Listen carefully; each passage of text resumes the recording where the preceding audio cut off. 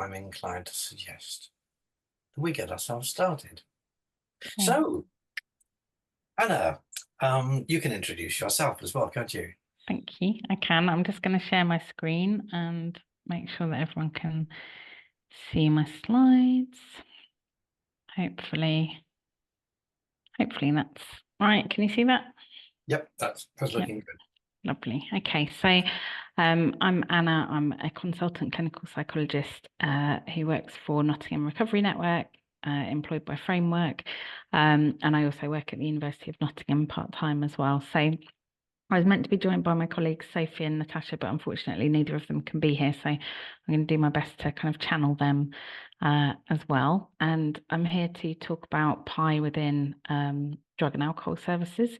And I've very specifically chosen to title it "Where is the Substance?" because I think what I most want to kind of put across really is that although drug and alcohol services obviously have a focus on supporting people around their substance use, actually there's a lot of PI work that's got nothing to do with substance use.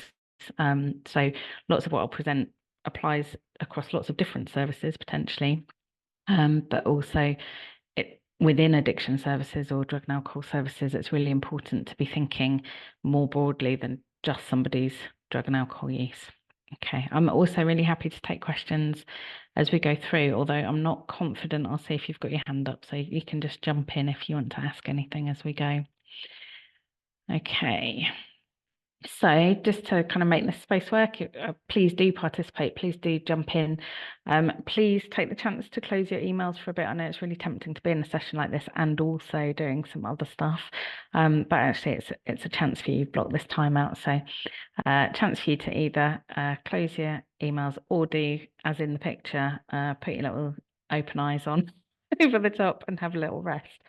If you need to have a break, if you need to move around, then do that, and feel free to obviously put your camera off if you need to do that. And yeah, we can take questions in the chat as well.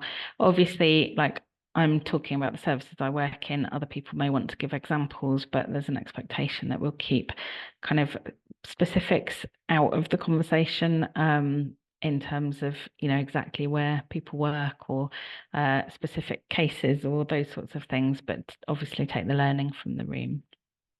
Okay, so I'm going to give a brief overview of the service and teams, but as I was putting it together, I was increasingly aware of how complex it is. And then I'm just going to work through the 5 elements and give some kind of examples of the ways that we try and work in more psychologically informed ways. Talk about evaluation using the PISAS, which is something I've done in other services as well. And then we'll have plenty of time for question and discussion, hopefully. So here is kind of an overview, and I'm sure I've missed some things off, but Nottingham Recovery Network, or NRN, it's a service made up of multiple teams and also a partnership between the 4 organisations you see there on the right. Although they're the kind of employing organisations, but I'd say we also work in partnership with other organisations in the city in terms of trying to get the best for people that we support. So we have a main building in the middle of the city that's a bit of a TARDIS and hosts all of these teams. Anybody can get an assessment by walking through the door, and they would first be seen by the triage team. But we also have a rough sleeper drug and alcohol treatment team who obviously are using a much more outreach approach. Having said that, the triage team are also doing more and more clinics in the community. So that includes at universities, community spaces. So like we cover Nottingham City covers quite a broad area, including places that, it would cost you over a fiver to sort of get to where we are on the tram or on a bus. So we are trying to reach out more and more to the community as well. Once you've been through the triage team for your initial assessment, assuming you're not rough sleeping, you would either stay with them for a short, brief intervention around your drug and alcohol use, or if you're alcohol dependent, you would be moved to the alcohol team. They also have a community outreach alcohol treatment team for those, particularly like older adults or people who are more frail, who can't physically get to us. We take an outreach approach that's as opposed to the kind of rough sleeping outreach approach. If you are opioid dependent, you would be moved to the drugs team. So if you're in need of methadone or buprenorphine, some kind of OST, you'd move to the drugs team for management. And then the other routes in are via our criminal justice team. So they have 4 different pathways, and that's prison leavers come straight to us. Anybody on probation goes straight to the clean slate team if they need drug and alcohol support. Police diversion, so we have clinics in the custody suites and people can be diverted at that point or referred into us, and also court diversion. So anyone who's under a criminal justice pathway, regardless of whether they're alcohol or drug dependent, would be under clean slate. Once you've had your initial kind of treatment intervention, assuming that your drug and alcohol use is stable enough, you may well transfer into the psychosocial team, and they run both groups and do individual work with people to help support. We don't promote abstinence specifically. It's up to people to choose whether they want to be abstinent or not, but to promote the kind of ongoing management, either of managed alcohol or drug use or abstinence, if that's what people are choosing. Psychosocial team work very closely with the academy, who also run groups, but also provide educational opportunities so people can get basic maths and English qualifications with them. And then they offer mentoring and volunteering training as well, so that real pathway into kind of work. We have an IPS service, the individual placement support. That's part of a national project that takes a very work first approach. So like Housing First houses people regardless of their drug and alcohol use or offending. Work First is very much about supporting people into employment opportunities, even if they're still using drugs and alcohol.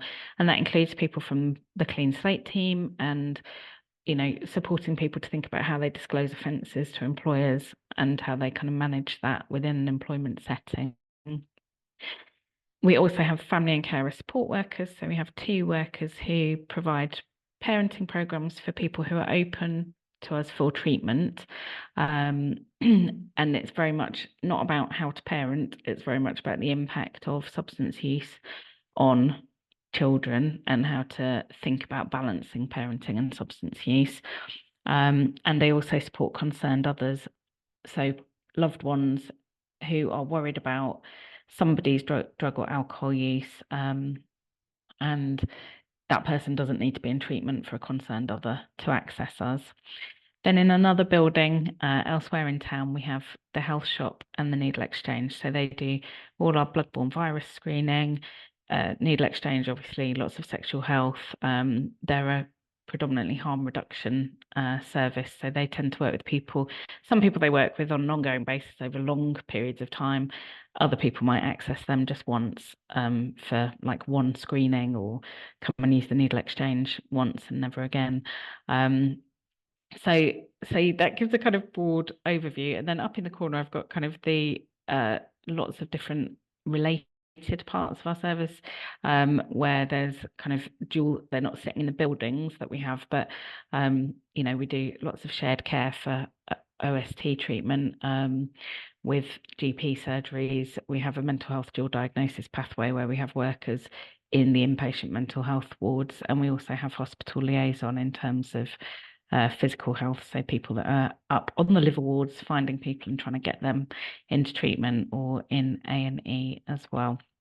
So it gives you a bit of a sense of how big the service is. And I guess, when I'm talking about PIE, like as a psychologist, I have a minimal impact on all of this. Like this has come out of lots of good psychologically informed working. I only joined NRN a year ago, and it was the first cross NRN psychology post. The Rough Sleeper Drug and Alcohol treatment team have been going for 2 years and have had psychology all the time, but there's not been previous psychology before that. So moving into kind of got click happy there. Moving into the sort of domains. So in terms of psychological awareness, so I think, the empathy is absolutely helped by the fact that we do have that pathway through from using services into working in them. Lots of our staff members have lived experience of using our needle exchange or going through our kind of psychosocial team, or supporting their loved ones through it as well. So I think that really helps in terms of the workforce. And I think what's refreshing for me, having previously worked in the NHS, is how open people are about their lived experience, and how that kind of influences them in their work. My experience in my NHS posts has been that there was a much clearer kind of them and us sort of culture, and people didn't really discuss necessarily lived experience, certainly not of drug and alcohol use, but even of mental health as well, unless they had a very specific remit like a peer support worker. We have, non-medical prescribers who used to use our needle exchange, for example. So we've got that lived experience kind of really built in through. In terms of approaches and techniques, I think that open access, being able to walk in and immediately get an assessment so that the day that you decide that you want support, you can get it. I think that is an approach that is absolutely sort of key to our success of getting people into treatment. And also having that outreach as well, as I've already mentioned, both for people who are rough sleeping, but also for, clinics in university and those sorts of things. And I think also the sort of creative partnerships, which I'll come on to talk more about with other agencies. Then in terms of psychological models, so I've only been in my post a year. I was employed by Framework, and we'd done previous work with NRN staff in training people in how to use acceptance and commitment therapy. We've chosen that as our core model because it's transdiagnostic, so it applies to lots of different problems, not just the kind of mental health or psychological problems, but it's also in the NICE guidelines for pain management, which is huge within drug and alcohol treatment. Obviously, lots of people are using because they're dealing with chronic pain, but also there's a evidence base around its use with staff. So, and kind of supporting it in relation to kind of burnout, reducing exhaustion. So we've chosen it because there's a core set of skills and principles, and once people learn those, they can apply them to themselves in an employment context, and they can apply them to the people that they support. And also, as you'd expect in any substance use service, there's also motivational interviewing, and we've just been really lucky to secure a kind of refresher training with a really skilled motivational interviewing trainer. So that's a good kind of refresher, keeping those skills going and accounting for turnover as well in staff, although that's not very high. But what we have had, because of following the Carol Black report, because of the increase in kind of funding, we've got a lot of new staff because of expansion. So making sure that they're skilled up and got that training as well. I forgot to say, I'll send the slides around, and I've just embedded links, wherever there's things that I think you'd be interested in. I think strong awareness of trauma runs through the service, so psychological trauma, but also kind of thinking about brain injury, autism, learning disabilities. So my post prior to joining Framework was in a community learning disability team. I've worked in the past with the National Autistic Society, so really bringing that, knowing that there's a disproportionate representation of people with brain injury, autism, learning disabilities in both homelessness services, and particularly when you talk about mild learning disabilities in drug and alcohol treatment as well. But they're often neglected from the evidence base, and we're often not thinking too much about how to adapt our kind of approaches to them. And for someone with mild learning disabilities but good verbal skills and or aggressive behavior, often the learning disability gets missed, and fundamentally it's a communication problem that is leading to the sort of challenging behavior. So understanding people's cognitive needs is really important. And then also in terms of psychological models, drawing a lot from Sandra Bloom's work around trauma-informed care, but particularly I use and like the parallel processes model, and I've given the link to the chapter there around how anxiety sort of cycles up from service users to staff up to management then get anxious and take kind of power over approaches towards the staff, trying to get them to do more or do differently, and then that filters back down to service users, so you get less of a kind of person-centered approach and more of a kind of power over approach, which is what we want to avoid within trauma-informed services. And also We use Vicky Reynolds' model of collective care and the zone of fabulousness a lot, kind of explaining to staff how actually if we're not kind of really holding each other, ourselves and each other to account in our work, we can become burnt out in one of two ways. Either we become very disconnected and cynical from the work, or we become very enmeshed and try and do more and more for service users, blur the boundaries, and potentially even sort of recreate some very unhelpful, abusive relationship dynamics from the past of trying to either control people or be the most important person and the special person, have kind of special relationships in a way that might mirror kind of early abuse experiences. So kind of a mix of models and understandings, but kind of running through all of the work that we do. So in terms of training and support, as well as ACT and MI, we do bite-sized training in a range of topics. Sophie particularly does this within the Rough Sleeper team. They might include things around personality disorder or just understanding diagnosis generally. I did a session last week around strengths-based language and thinking about why language is really important. So that could be about all sorts of things, but also there's lots of non-psychological training. So, naloxone training, benefits training, alcohol brief identification and brief advice training. So there's lots of training on offer, and we also have I keep touching the wrong thing. We also have very close links with the Nottingham Practice Development Unit, who provide a whole range of resources, training and community to practice around working with people experiencing severe and multiple disadvantage. So there's lots on offer for our staff. And then in terms of support, we have 2 staff wellbeing days twice a year. So the service continues running, but there's a range of activities across the day, including massage, therapy dogs. Lunch is kind of provided and put on for staff. I've done kind of arts and crafts kind of sessions. We'll do extended mindfulness sessions.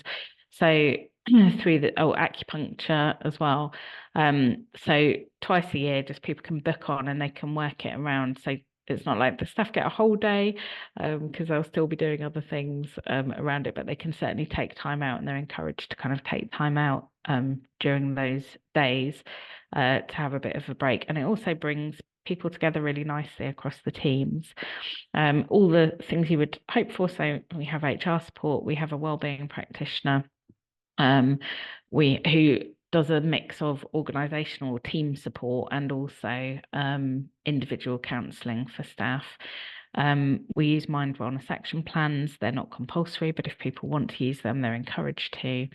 We hold a lot of psychological formulation meetings about the people that teams are most struggling to support, and we'll make them kind of multi-agency. We have a brilliant safeguarding social worker who runs a regular safeguarding forum where we can bring cases that we're really concerned about and have lots of different heads together to think through what the possible options are. And we also offer critical incident stress management debriefing after particularly difficult incidents, but often actually they're around deaths in our service. So we've seen, I assume some of you are working in drug and alcohol services and probably are facing similar things, but the kind of advent of nitazines hitting the streets has led to even some of our kind of most experienced drug users overdosing and dying, where we know they wouldn't usually do that and have no intention to die. And we had more drug deaths between January and April this year than we had in all of last year. So there's a real shift in kind of drugs as well that's influencing kind of the number of deaths in our services. In terms of learning and inquiry, so I think there's lots of very informal reflective practice, or formal in the sense of supervision, so kind of individual reflective practice that happens. There's some group reflective practice. So Sophie runs regular sessions for the Rough Sleeper drug and alcohol treatment team. And there's also cross-team reflective practice. So I run a reflective practice specifically for people who facilitate groups. So they tend to be working for either our academy team or our psychosocial team, but bringing them together and thinking about kind of some of the challenges of running groups of people who are maybe at different stages of recovery or kind of have different learning needs or different ways of relating to different people. And it's really challenging work. So when you talk about kind of running groups, you can almost make it sound easy, but it's incredibly challenging work and lots of fallouts and dynamics to manage between group members and also between staff and groups. And things like common themes that come up would include things like challenging misogyny or racism within a group and how you go about that, how you challenge whilst also managing risk and try and support people to continue to feel included in the group where their views maybe aren't welcome. Similarly, conspiracy theories and misinformation. Oh, Was there sound? hang on, Lisa, you might want to mute yourself. Lisa, we can hear you. There you go. So another thing that comes up is like conspiracy theories and misinformation and how you manage that within groups. So giving those group facilitators space to kind of think that through and try and develop some consistency is really important. And then culture of inquiry, I think, is embedded through, lots of things that we do. Formulation meetings are all about saying what works, what doesn't work. We have service user consultation forums to ask broader service development questions and ensure that their views are included. The exclusion procedure was one of the things that I've rewritten recently to make much more psychologically informed. It's very, very rare that we exclude anybody from our buildings or services. But when we do, we want to make sure that we get that right and that we obviously manage some of the risks associated with somebody being excluded from the place that they access treatment. So we're very clear that this is around temporary exclusion from the buildings, but actually treatment continues, and finding ways to think about how we communicate with the person who's probably quite angry with us by that point about how they can stay in treatment, remain on script, etc. Making sure that that's kind of really psychologically informed. How we handle complaints, I think we're very open to complaints and we really listen and try to respond. That's both from service users and also very occasionally, from staff as well. And holding these ideas about professional curiosity. So we have lots of people tell us lots of tales, spin us lots of yarns, and some of those may well be true, even some of the most outlandish ones, but also just checking out when things don't seem to add up, just going that extra little bit further in terms of holding in mind that while we might validate how the person is feeling when they're talking to us, we don't always have to we can also be kind of a little bit skeptical that there might be all sorts of reasons that they might tell us untruths at certain times, particularly when they're trying to be in treatment or maintain treatment, etc. In terms of sector engagement, we're really lucky in Nottingham that we have a really strong severe and multiple disadvantage partnership who meet fortnightly, but also do lots of work between those meetings around all sorts of things relevant to people facing SMD. So that's combinations of homelessness, mental health problems, substance use, offending, and domestic and sexual violence and abuse. And locally, we talk generally about people meeting 3 of those criteria, meaning they meet the criteria for SMD. So we're really lucky that we've got really good engagement around that, and the Practice Development Unit, or PDU, is very much part of that, as is Changing Futures Nottingham. So there's a number of Changing Futures programmes around the country, and they have also learning and evaluation really embedded within their programme. So they have 2 remits. One is direct kind of navigation support for individuals, but the other is a systems change remit, and they have embedded practitioners. So one in the local mental health trust, one in probation. They did have one in housing. I'm not sure if they do anymore. Who else am I missing? I can't remember, but a GP, primary care, So we have the embedded practitioners who are really trying to work with those organisations to make things better for people facing SMD in terms of accessing those services. And then we also have specialists kind of locally who aren't part of a big organisation, but we have a brilliant specialist midwife who works with a lot of our pregnant service users and specialist liver care. So we run FibroScan clinics within our building rather than people having to go to hospital, because people often don't like going into hospitals because of previous traumatic experiences there. And then in terms of evidence generating practice, like, you know, any drug and alcohol service, we have to do our reporting as part of kind of national monitoring. We have quarterly evaluations, but we've also been working on a local level to kind of formalise, not make it too bureaucratic, but to kind of formalise the research process and support for people who want to research within our services and organisations. Mostly so that we make sure we get the findings and we can then feed them back into how we're working. And we've got really close links with local universities and researchers. I've obviously got two hats, which helps that, but also we've got some completely unrelated to me kind of good links with researchers. So yeah, building those connections. Nottingham's got two universities. There's plenty of people that want to do research from all sorts of disciplines that might be relevant to people we support and the work that we do. So making sure that we build those relationships and look out for kind of universities are often trying to do things that are around supporting people in the community. So looking out for those opportunities. So here's just, I'm not going to go through these, but just in terms of evidence generating practice, we also have a real emphasis on trying to publish our research and disseminate it. So these are some of the, not all of these were from within NRN, some are things that Sophie and I and others have worked on in Framework, my employing organisation, but all of them relevant to kind of working with people who use drug and alcohol services. And, you know, project like the change readiness one, that's around really taking on this idea of the trans theoretical model of change, which everyone seems so wedded to, or stages of change, and saying, does this work for people who are experiencing problems across all those 5 domains that I've talked about? You know, it's not going to be that straightforward. And I think that's one of my kind of favorite papers in terms of trying to kind of challenge some, you know, a concept that is often used to exclude people from services in terms of, you know, you're not ready yet, actually showing that but being sent away without any support to get ready, being able to show that no, actually, you know, people might need a lot of support, but if they're ready for one thing, they shouldn't be made to wait until the other things are in place. And you need almost need the sort of stars to align. But what that really means is you need the agencies to align and come together and sort of work more creatively and flexibly.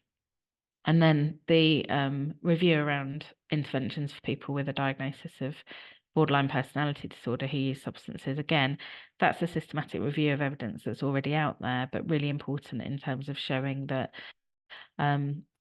you know, people get excluded regularly from either drug and alcohol treatment and or mental health treatment because of personality disorder diagnosis, even though in 2003 the Department of Health said that shouldn't happen anymore.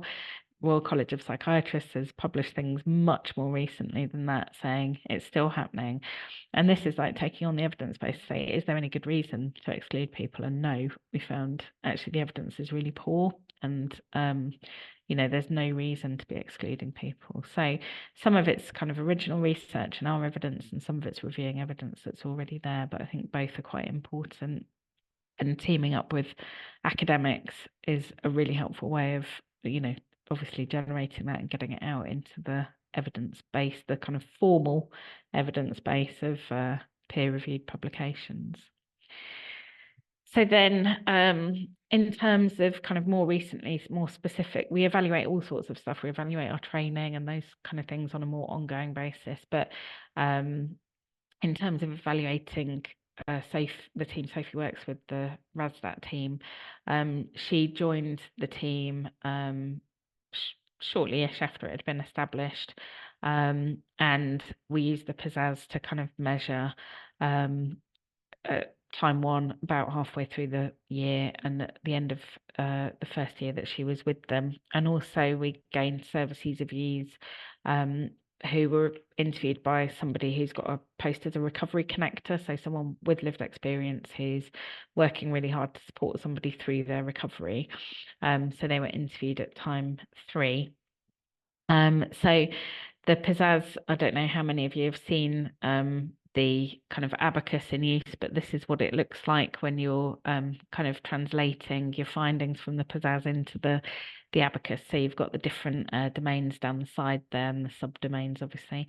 And so you can see the time 1, time 2, and time 3. Nearly all of these are a progression from basic up towards advanced. The ones where there's a number 2 in it was the same at 2 time points. And if I flick to the next slide, so of the 16 elements over the year, 14 improved in terms of the team's self-assessment rating of how they were doing. 2 stayed the same and none decreased, so that's good. We have occasionally in one of those previous publications, we have seen some decreases sometimes, so that just shows the kind of balance, the challenges really of the work. But on the whole, they on average were moving from kind of basic to feeling really advanced, and that's having a 4-day-a-week psychologist based within that one team. Obviously, we would expect with that kind of level of intensity there to be some really good progress. Other teams may not have that kind of same resource, but just as a bit of kind of context. And then in terms of the kind of themes, when we looked at the qualitative data from both the Pizzazz and also service users, working relationships were absolutely the core thing. Obviously, relationships underpin the 5 domains of PI, but that really did come out as so important. Positive outcomes, empowerment and engagement. I think like my favorite example from the data we got was somebody who was in college. So they've come through the sort of rough sleep team and are now attending college. The kind of culture of learning being really important and staff being able to kind of reflect on things that weren't working as well and be able to speak about that and amend systems that weren't working, but also the challenges of developing a new service within a complex system where other services might not work as flexibly as you. So in terms of kind of costs and benefits, yes, it's time consuming and costly in terms of having a full-time or almost full-time psychologist. It takes practice to get into reflecting. So we often see teams quite resistant at first and then gradually over time as you gain your ally. I don't know why that keeps moving, sorry. As you gain your allies and kind of word of mouth, turns out it's not that bad, this reflection stuff. More people kind of get on board with being more reflective and it just starts to get embedded. I think, it is hard work and it can be challenging, but then you've got all the benefits on the right. So in terms of what people are reporting staff-wise, in terms of feeling more skilled, more equipped, feeling they can engage people better, that ultimately, of course, is going to improve well-being and reduce burnout, but also give people a sense of creativity and flexibility and not take things as personally when dealing with difficult situations. So this team in particular supports a lot of people who can be extremely abusive outside our building, very threatening, and stalking and, lots of really challenging behaviours to sort of manage. But being able to kind of recognise that actually this is not personal, take a step back from it and manage it kind of more objectively, which ultimately is going to help the individual. And I think through use of formulation meetings, brain injury assessments and other things, we've seen staff be able to keep people in in treatment who actually a lot of services might well have excluded. I'm conscious of time. I'm still rambling on. I hope that's okay, Robin, but I'm going to keep going. In terms of spaces of opportunity, so in our main building, we've done things like remove the COVID screens, which maybe stayed up longer than they needed to. They tend to cause more problems than not having them there. Managing rooms, so thinking about who you're seeing when. We have some rooms with cameras, making sure people are around, making sure we're thinking about safety. Obviously, people can walk in off the street. We don't have risk assessments the first time we see somebody quite often, but we also have The health shop is based in an area that's kind of, very much away from our main hub. The Needle Exchange is with that as well. That's again a walk-in service on a really nice street. Also a street that happens to have kind of the Pride rainbow kind of painted onto the street. So kind of very LGBTQ inclusive space for people in terms of where it is in the city. And then we also have Cafe Sobar, which is an alcohol-free bar, restaurant, and venue that runs all sorts of events. It's a day-to-day business. It employs a lot of our service users, but also we have a large room at the back where we run groups. So for people who don't want to come to our main hub, and maybe there's a lot of stigma actually against some of our homeless service users. We can run groups in Cafe Sobar for people who don't feel comfortable at the hub. And there's so much in terms of networks and surroundings that I've kind of touched on already, but we're working towards becoming an inclusive recovery city in Nottingham. And that's just kind of been launched. That's the team are just coming together around that. And our community rehabilitation program, which is running the groups, but also encouraging people to really, engage with things out and about in the city to provide lots of opportunities. In terms of spaces of opportunity, and pathways and systems coherence, obviously, like any system, it's complex and sometimes people get lost, but I think we've got lots of safety nets. I think I've talked about the open access. We've also been working on videos with brief alcohol advice and information about the service, and also cocaine, so the combination of alcohol and cocaine that can cause people a range of problems. So awareness, educational video around that we've managed to produce in 5 languages, and that's going to be going out and about on social media and also our website soon. I think close working between the services that are working with the people who are kind of rough sleeping or at most risk of rough sleeping. I've talked about clinics elsewhere. We've got clear pathways to detox and rehab, including an offenders to rehab program, which is part funded by Sainsbury's. And there's offenders to rehab programs, I think, around the country, but we have a local one. We've got a new prisons pathway team, so trying to get people before they're prison leavers, kind of going in, doing the inReach and connecting them out. And I've talked about our employment support already, but obviously engaging with employers so that they will take on people that are accessing our support. In terms of rules and procedures, I've talked about the exclusion procedure already. I'm also almost at the point of finishing our response to hate crime procedure, again, in terms of being very kind of psychologically minded in terms of both the victim, but also why people might use racist, sexist, homophobic, etc. language, and how we can try and work in a more educational approach rather than just an exclusion approach, which was inspired by work that's been done in Bristol homelessness services. And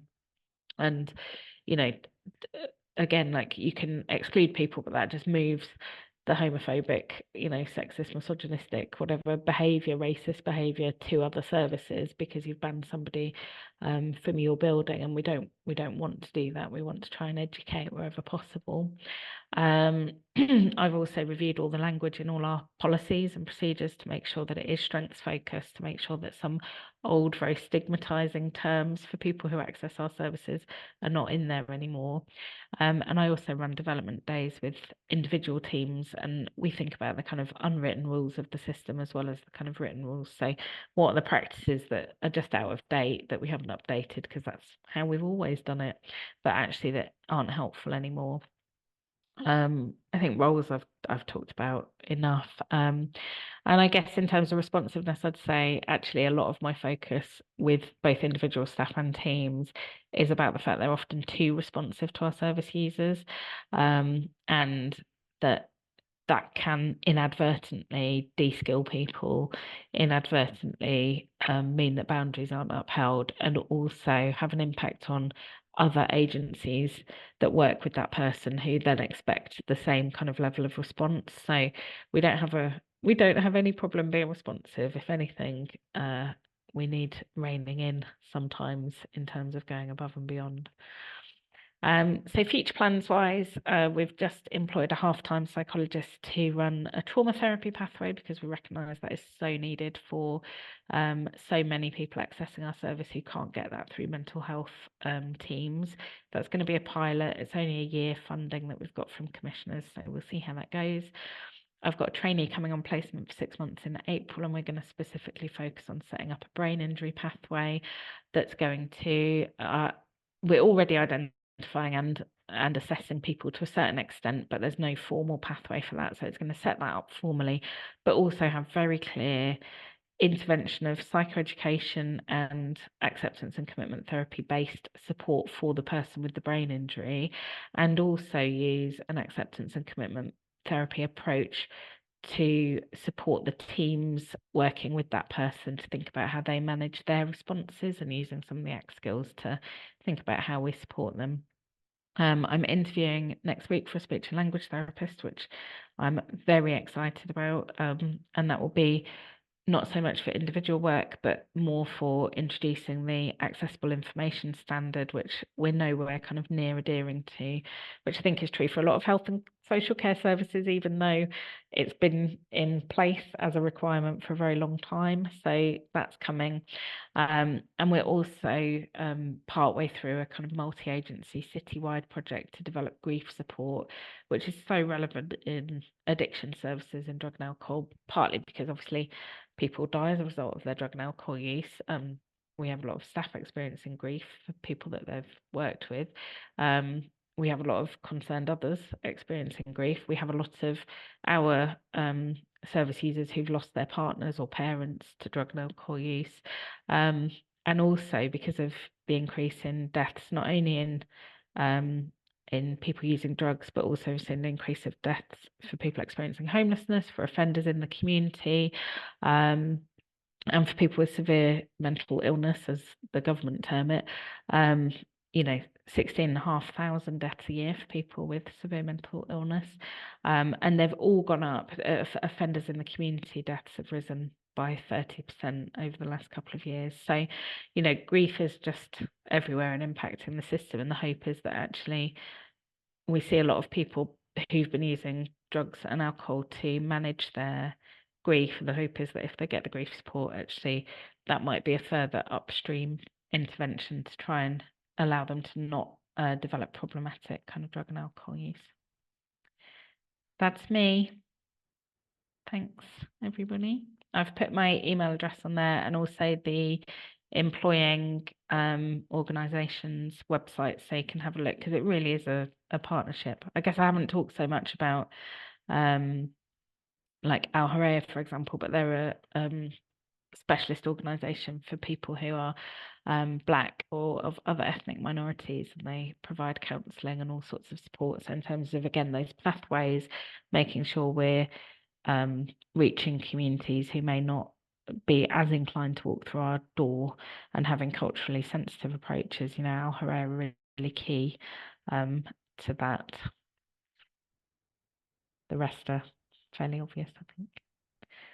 Right, Anna, thank you so much. We can go back to full screen again now. I should explain that when we were talking about planning this talk, I'd suggested, well, maybe 20 minutes to half an hour or so. Sorry. You know what I'm like. Anna, there's no way you could possibly have got through all of that in 20 minutes. It's fabulously complex, rich, integrated, and also looking at the reasons why, the implications of all that as well. You also manage, for those who aren't already familiar with it, you've also managed to give a working introduction to the PIES 2 framework, and even the PISAS and the PIABACUS as self-audit tools for developing. I just live and breathe PI, Robin. You'll be pleased to know. I'll pop a link to that to those into the chat for anybody who hasn't come across this stuff. It's a wealth of information on the PINIC community practice site. We're at the moment low in terms of interactive activity. We've had a lot of difficulties at the moment with not able to get much in the way of resources, although things are looking brighter at the moment. So we are underperforming, but just in terms of being able to browse around and check out page after page after page, quite a lot of videos of previous recordings. It is a cornucopia. Otherwise, I hope I can now take a fairly sort of low-key role in terms of the rest of it. I know everybody's quite familiar with the idea of putting up a hand, and Yeah. Zoom these days automatically numbers the sequence in which you put up your hand. So, Anna, presumably, I can leave it to you to work your way Yeah, through any it's questions fine. there are as they come along. Um, Yeah. but now I did have one question almost prepared. Psycho skills, psychosocial Psychosocial interventions team. skills and skills development. I'm in the midst of a conversation with somebody about literacy Yeah. and the idea that literacy classes also can be quite psychologically informed. Yeah. Kat Goodacres, who some of you will have met, has been doing some research with a whole string of interviews on this. And I Yeah. think this is one area where the pies idea is starting to, like a red sock in a white wash, it's starting to leak Yeah. out, infuse all the other areas that you're working Yeah. with ideas. Yeah. So I can see Sarah's on the call as well, and who does lots of work in this area. But I put Sarah in touch with our academy lead, because the academy do plenty of kind of support around literacy and working towards kind of English and maths qualifications. I think that's just so basic, isn't it? Like, I think traditionally a lot of drug and alcohol services, you come in, you get asked how much you've drunk this week, you get asked to, keep a diary of that, which may or may not be reliable depending on how much you're drinking.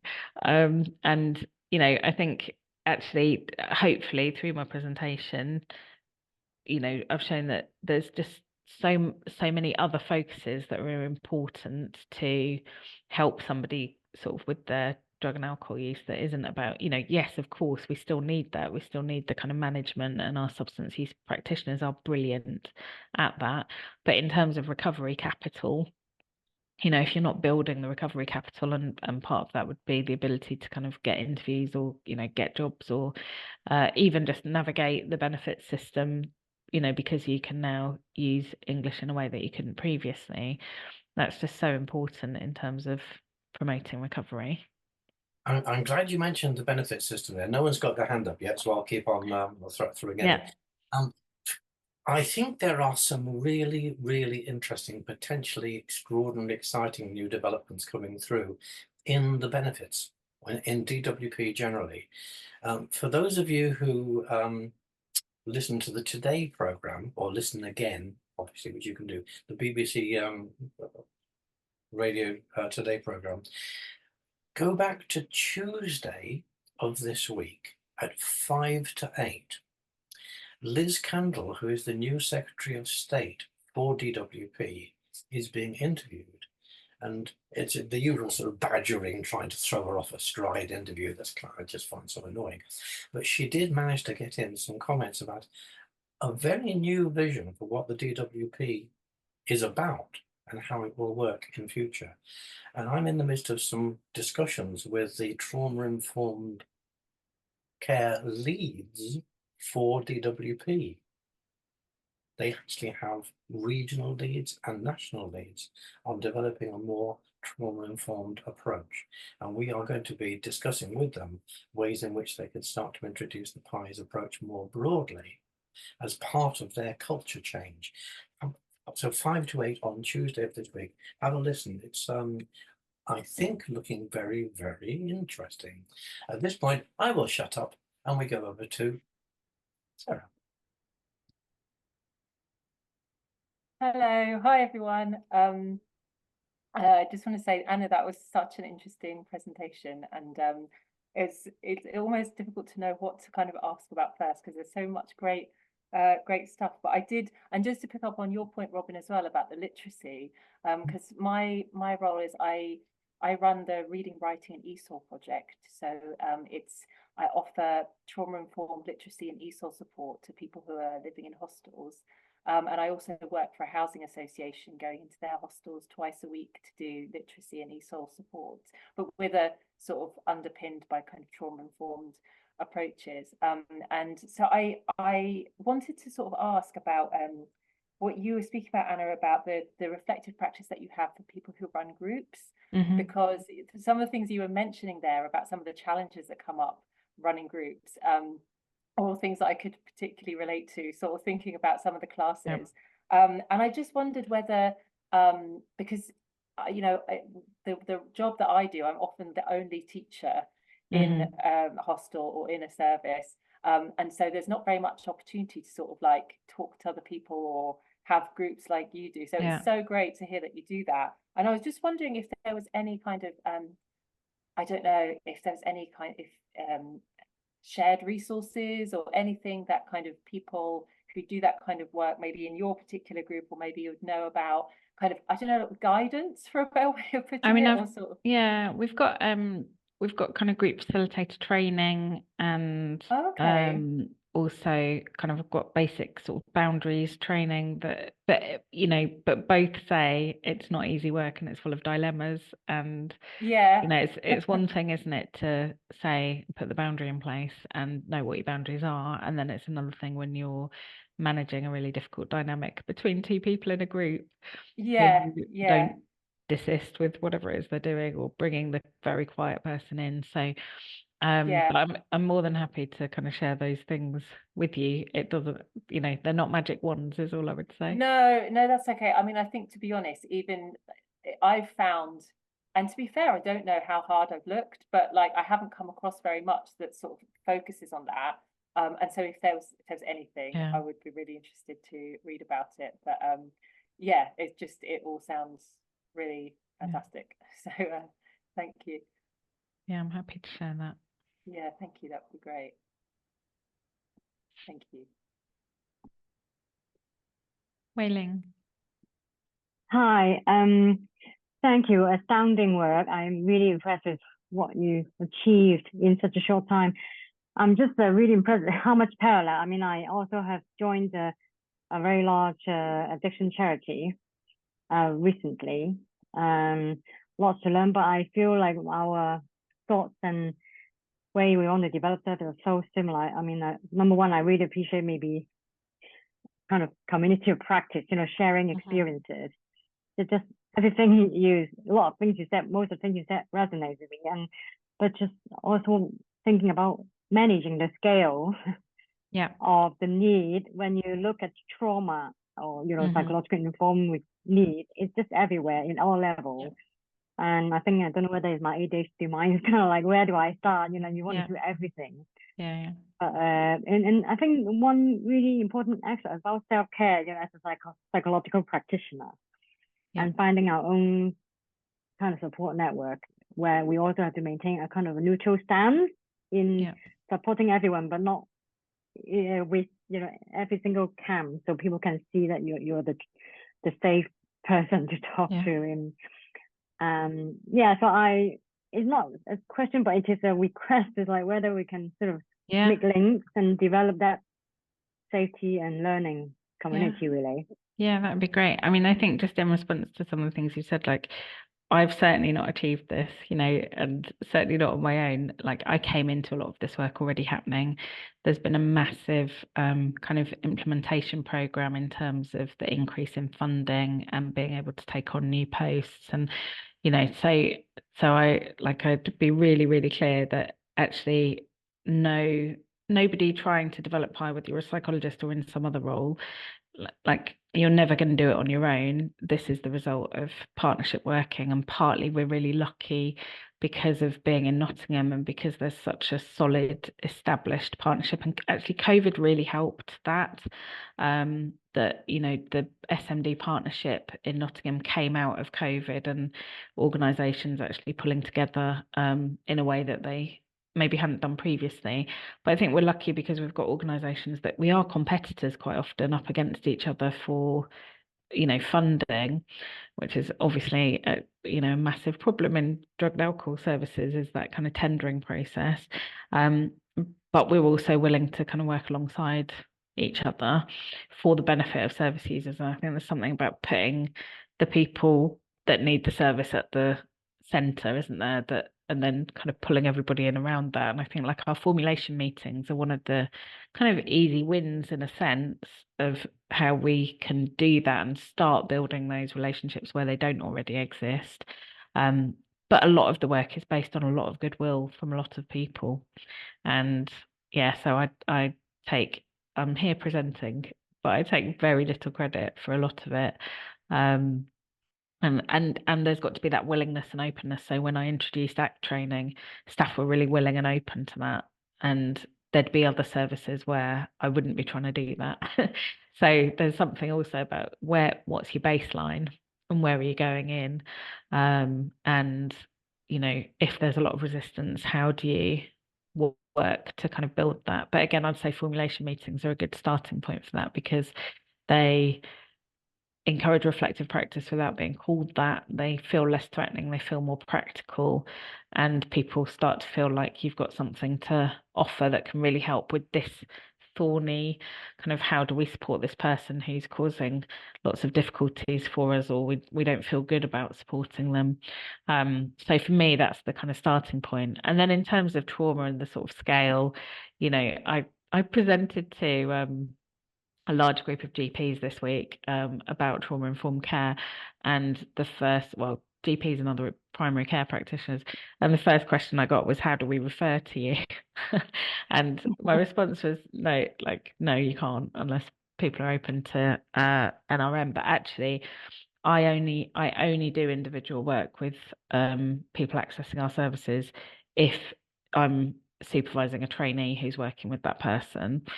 And I'm not trying to do direct psychological work with people. I'm trying to skill up our staff to recognize trauma, respond to trauma, resist re-traumatization. You know, that's the bottom line. And then with the new pathway, it will be a very select group of people that get that as the pilot, and they'll be selected partly into, like, there's many people in our service who I think would really benefit from trauma therapy, but actually wouldn't be able to use it or wouldn't be able to engage with it because of what it demands of you, and or because of social circumstances. So it's going to be a very small number of people that get, you know, half a times clinical psychologist for a year. I'd be surprised if we, you know, kind of see more than 30 people through. And I think it's resisting that temptation to try to give everybody trauma therapy. I think it's thinking, how do we build recovery from trauma, which looks like connection and lots of peer connection and support. And I'm not a particular advocate for trauma therapy, certainly as a kind of first line approach for people who are experiencing such complex difficulties. I'm an advocate of social support and practical support as first steps to recovery. The people we get asked to do formulation meetings about, or the people who get excluded, when we look back through their history, brain injury is often not mentioned in their notes, but they've attempted hanging and been cut down. They've had 40 overdoses where they've, you know, been unconscious. They've been in serious RTAs. I've got two people I've done formulations for recently who were in comas as a child because they were hit by a car. We don't know if there was any support, but it doesn't seem like there was any support for them or kind of recognition of brain injury after that. Serious assaults, obviously, if you're involved in drug use and dealing in particular, you find yourself sometimes on the receiving end of some extreme violence, domestic abuse, in both physical assault and choking as well. So actually for me, the brain injury is not so much about the consequence of substance use, it's about the cause of it. Yeah. Sorry, Robin, you've got your hand up. We're just chatting on, having our meal. Yeah, no, it's great that I have to wait to get to interrupt. This is what these things are supposed to be like. I just wanted to come back. You mentioned briefly there. Oh, it looks like you're done talking, so lower your hand. Okay. Just wanted to go back to something you mentioned about peers and peer support. It was a fabulously rich and intricate and multifaceted presentation, but I thought I hadn't spotted a mention of peers and peer support and peer support workers and so on in what you said, although amongst all the particularly valuable roles, particularly with drug and alcohol services, Alcoholics Anonymous, Narcotics Anonymous, and therapeutic is all about saying Yeah. support, peer reinforcement, peer confrontation Yeah. is incredibly. So where is that in? So in terms of our kind of formal processes and roles, we have the recovery connectors who've all got lived experience and they're spread across the teams. The academy has a volunteering pathway that then turns into a mentoring pathway. So again, that kind of peer support that way. But also, although we don't kind of we don't kind of push anybody to attend AA or NA, we have a lot of our staff are in the fellowship, and obviously a lot of our service users are also attending those meetings as well. So there's a lot of peer support, and I guess for some of our substance use workers may never disclose their lived experience, but it might be implicit in the way they talk. Some of them are much more open about it as well. So even when the role isn't peer, actually there's often a peer element to it. Not for everybody, but it's common enough that we have a huge amount of lived experience. And like our needle exchange, I think most of the team that run the needle exchange have got lived experience of accessing services. Yeah. Okay, nobody else with hands up at the moment. So I should say I don't know if Lisa, who's on the call, is our Lisa from Framework, but I didn't talk about our benefits support. But we also have a specific benefit support role, which is Lisa, who may or may not be this Lisa. So yeah, it's that kind of thing of being able to support people with the practical stuff because it's in our building. And if you come in on the right day of the week, you can quickly get benefits advice. So, yeah. Lisa, I believe your sound is now working, but you might not be the same Lisa we're talking about, so please don't feel obliged to Yeah. join. Right, let's assume not. Right, anybody else have questions or observations to add in? Sound okay since 1 o'clock. So if it is the same, Lisa, do you want to come and throw in a few comments?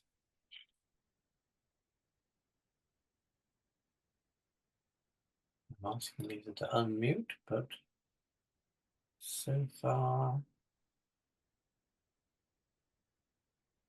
oh dear. I'm sure it was working at one point because we had some background sound when you arrived, but never mind. If Lisa, if you can come in later, then come and do. Otherwise, I'm afraid it's going to be typing in the chat once again. Never mind. So, anybody else have any issues that you would like to raise? Sarah, you're back again. Yeah, just one more question. I was just interested in what you mentioned about formulation meetings. I don't actually know. I haven't heard that term before. Okay. How they work.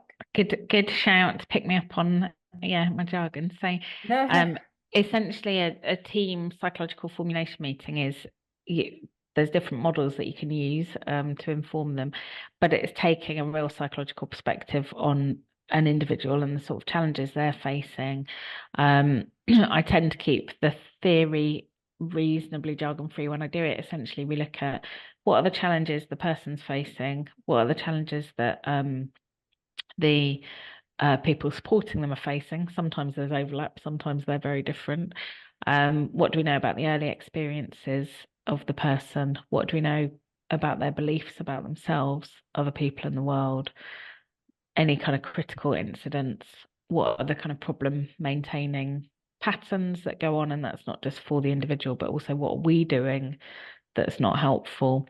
And then coming to out of that conversation almost always comes kind of more empathy for the person, and also a kind of agreement that actually maybe what comes out, because they're always multi-agency, is there's inconsistencies in how we're approaching this person, or they're getting mixed messages, or actually I've had somewhere again about that kind of being too responsive. We had somebody accessing the rough sleeper team who we realised through the formulation meeting was just being bombarded every day by staff because he was out in the street and accessible, but he was trying to beg. He didn't really want to be interrupted constantly or look like he was getting support, because that would impact his income.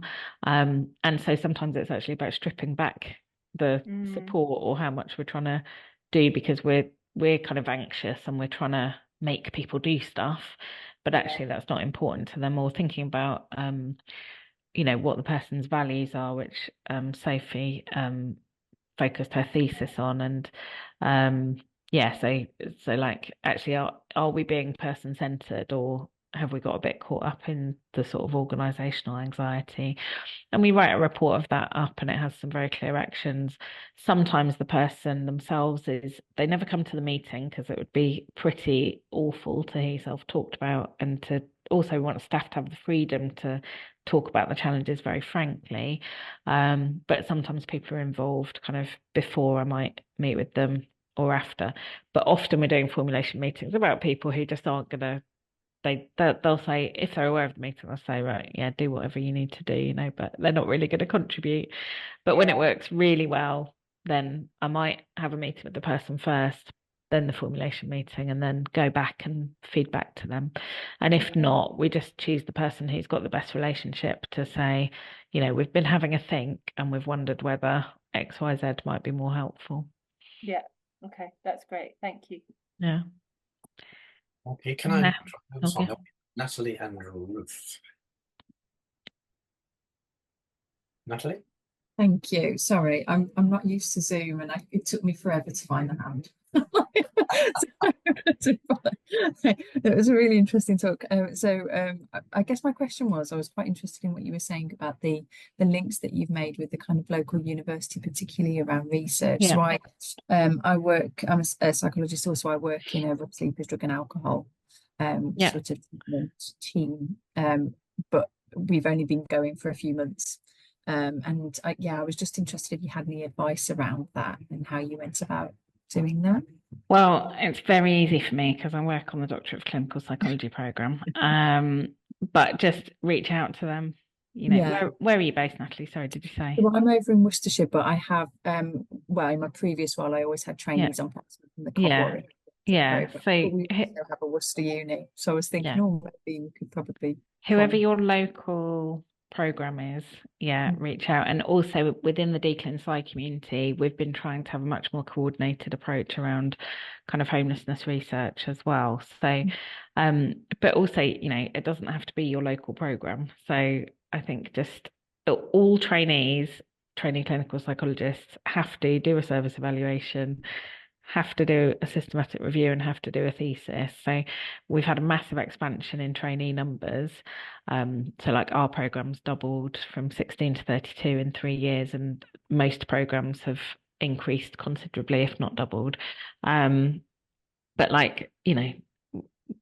there's plenty of research to be done, is what I would say, and just reach out to the local programs and see whether they're already doing anything in this area, and certainly like service evaluations is a really easy win in a sense, because Natasha is a trainee, she'll be writing this up as her service related research project, and it's easy. Sophie's routinely collected the data, and then you have someone else to write it up. So what I would say is build in, for any of you, just build in your routine data collection to any of the work that you do. But if you need advice around design and things like that, get in touch with the local research tutors. But also looking for other opportunities. So like not in NRN specifically, but in Framework more widely. Our research lead has connected with Nottingham Trent University and Uni of Nottingham, run a joint programme to fund PhDs that are kind of unusual pathways, so people that haven't just come through a naturally academic pathway. And probably big universities will have some kind of community interest sort of kind of principles or programs, and it's knowing about them. It's just having a hunt around your local university website, seeing who does what, literally Googling the university and homelessness or drug and alcohol, just find, even though I sit in the University of Nottingham, I often find people who are interested in homelessness who work within the uni through other means from external sources, because universities have like little pockets, and so often the best thing to do is step back, look at the website, and I've found people that I had no idea from my uni role were working at uni and had kind of shared interests. So have a good Google, don't be scared to reach out to people, they'll tell you whether they're interested or not, and yeah, that's your starting point. Thank you. Thanks a lot. Good question there. And Bruce. You unmute, Ruth. Thank you. Yeah. Yeah, it was just amazing how comprehensive the service is that you're part of. I work in Manchester. I'm a psychologist in the homeless mental health team, and yeah, for an NHS team. So I was just wondering, because our drugs and alcohol service is also a separate organisation, but I wondered about how you guys work with the if any sort of NHS counterparts, because that's something that we struggle with in terms of information sharing, not having the same computer systems, different philosophies or approaches. So I wondered how that had been for you. All sounds familiar. So it helps that the local mental health team is local mental health trust is one of our employing partners. That does definitely help. And we have some staff who are NHS employed, but we also have a homeless mental health team that sit within the trust and don't sit within us, but we give them space in the building to come and work from the building, to be able to see people, because so many of our population who are homeless in the city do access our building. They wouldn't be getting on the tram and going down to where you would go to see the NHS professionals. So having that kind of space, building the relationships, but then we also have a small number of specifically commissioned posts that are a dual diagnosis pathway. So when I worked for the trust, we had a dual diagnosis team. They got decommissioned, as they did in many places when the move to third sector happened, because of changes in funding. So we don't have a dual diagnosis team anymore, but what we do have is kind of specialists working from our services into the trust. So sitting on the acute wards, for example, being able to do assessments or even brief interventions, making sure that people have got the pathway into our services once they get discharged. And that is the key, is setting up the pathways. We also still have the problems of different systems and information sharing. We've got a good information sharing agreement between us and the trust, which I don't think is easy one, and usually is out of date and needs reviewing, and then you can't find the people to review it. But on principle, we have a good information sharing agreement, and I guess that's higher level governance stuff that needs a top-down approach, doesn't it? But also I use the argument about risk very often, that I'm not concerned about GDPR when there are real risks. And if you're working with people who have serious mental health problems and are using drugs and alcohol, there's inherently a risk, and you need either to them or from them, or in terms of their vulnerability. And I just make that case. There's a brilliant book, and I'll forget the editor's names off the top of my head, but a brilliant book around safeguarding in homelessness that came out last year or the year before, and that's really very clear around how all the reviews always talk about communication, lack of communication being a key issue. And so I just don't have any problem in sharing information around risk. No. Okay, thanks for that. No worries. Also, spend time with them, like get together with the team. So I've got a meeting this afternoon that's between our services and the NHS Trust teams that aren't part of our service. So early intervention and psychosis, the community mental health teams, about how we do some mutual training and getting to know each other and trying to understand what we do. So make them an offer. And see what they have to offer you, and build in months and months for planning that, because it takes a long time. But I think you find your willing allies, basically. And go with an offer as well as a request. Yeah, that's things to think about. Thank you. Just on, again, there aren't a lot of other questions that are arising, so I'll deepen with another of my own. You mentioned offering space to some of the other services, and I know a number of units where co-location like that, doing outreach and in-reach with different services moving to each other, so you can. It makes it so much easier to move from one network to another without a referral process, but also for the individual who wants to, who's maybe wondering what it'd be like to actually get involved with another service. They actually get to see the people. They get meet in a coffee bar sometimes. It is just so much more humane as a way of moving complex needs into complex partnerships. One of the things we offer in our survey, I can't take any credit for this at all, and I'm not involved in it, but one of the things we offer is professional visits to our building, and they're on Eventbrite. So if professionals want to come and see where we are, what we do, so that when they're referring people in, they've got a sense of it and can talk to the person with some knowledge, then that's another option, isn't it? Kind of getting a sense of where people are, and they're not just names, but it's it's often about building those relationships, isn't it? And it is. Talking of which, since we don't have loads more people asking questions, and since we will have the recorded people who can listen again, and we'll have the slides with all the links, here we are coming up to 5 to 2. In the interest of keeping good relations, just being kind to ourselves and each other, I personally am quite happy to start winding up now and give people just a couple of minutes break before they dash on to the next thing they're going to.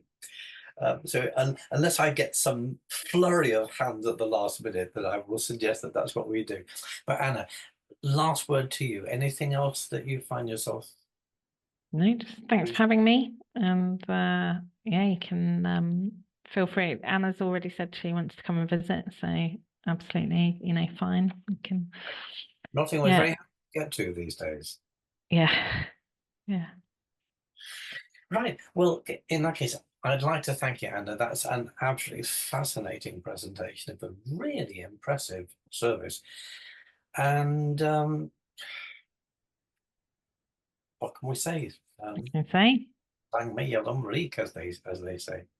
Thanks, everybody. The combination of your university role and your hands-on role, it really has enormous benefits. It does help. Well, yeah, each role helps the other. I'm not sure I get helped in the middle of that, but.